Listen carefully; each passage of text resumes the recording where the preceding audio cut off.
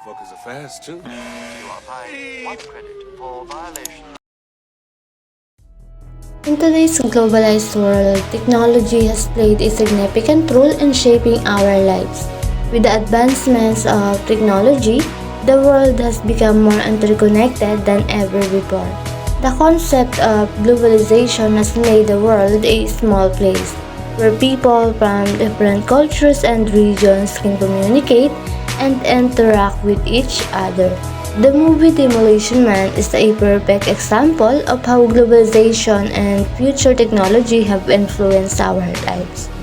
Globalization is the process of integration and interaction among people, companies, and governments of different nations.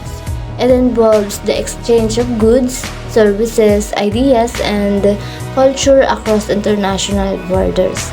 On the other hand, future technology refers to the advancements and innovations that are expected to shape the world in the coming years. These include artificial intelligence, virtual reality, robotics, and other cutting-edge technologies. Globalization and future technology are interconnected in many ways. Technology has played a significant role in promoting globalization by making it easier to communicate, travel, and do business across borders. The internet, for instance, has made it possible for people to connect with each other from different parts of the world, and businesses can now operate globally with ease. Similarly, advancements in transportation have made it easier and faster to move goods and people across borders. The movie Demolition Man is a perfect example of how globalization and future technology are connected. The movie is set in futuristic world where society is controlled by technology. It shows how technology has transformed the world into a more efficient and controlled environment. The future world is a product of globalization, where different cultures and technologies have merged to create a better society. The movie portrays a world where everyone speaks the same language, eats the same food, and listens to the same music. This is an example of how globalization has homogenized the world and made it more connected. The future world is also governed by a computer program named Cocteau, which controls every aspect of people's lives. This is an example of how technology has been used to control society and limit individual freedoms. However, the movie also highlights the negative aspects of globalization and future technology. The utopian society is not perfect, as it lacks human emotions and individuality. The society is controlled by a computer program which does not allow people to think for themselves. This is an example of how technology can be both a boon and a bane for society. In conclusion, globalization and future technology are interconnected and they have significantly influenced the world we live in today.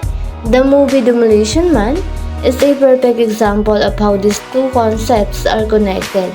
The movie shows how technology has transformed the world into a more efficient and connected place, but at the same time, it highlights the negative aspects of technology. It is essential to strike a balance between technology and individual freedoms to create a better society.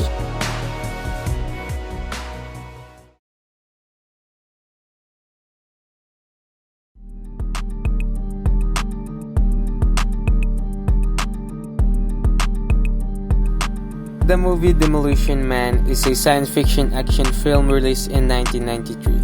The movie is set in the year 2032, where society is controlled by technology and the people live in a peaceful and sanitized environment.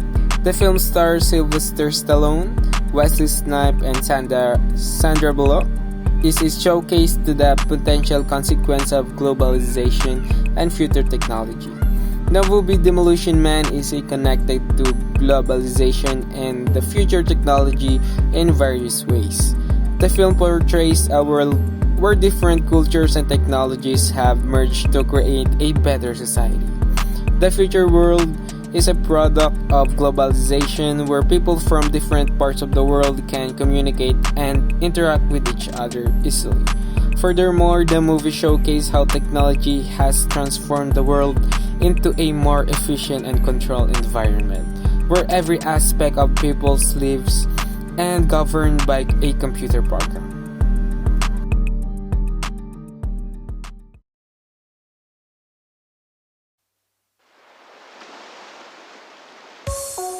Movie Demolition Man served as a cautionary tale about the potential consequences of globalization and future technology.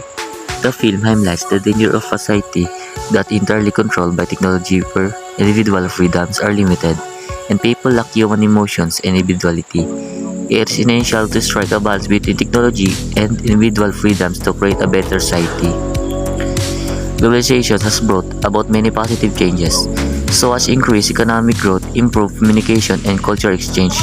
However, it also has its negative consequences such as the homogenization of cultures, exploitation of labor, and environmental degradation. Therefore, it is essential to promote responsible globalization policies that address this issue. Future technology has the potential to transform the world positively, but it also has potential risks and danger. It is essential to regulate the development and use of future technologies to ensure that they are safe, ethical, and promote human well-being.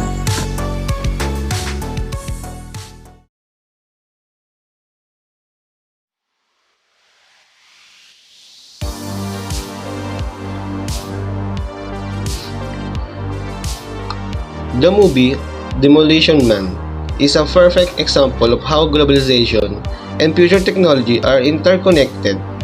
The film showcased the potential consequences of a society that is entirely controlled by technology, where individual freedoms are limited and people lack human emotion and individuality.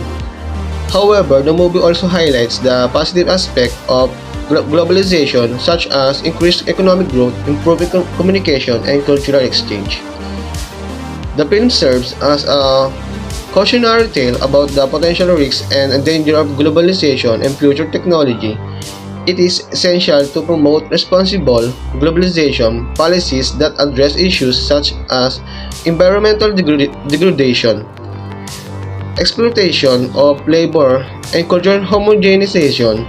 Similarly, it is essential to regulate the development and use of future technologies to ensure that they are safe, ethical, and promote human well-being.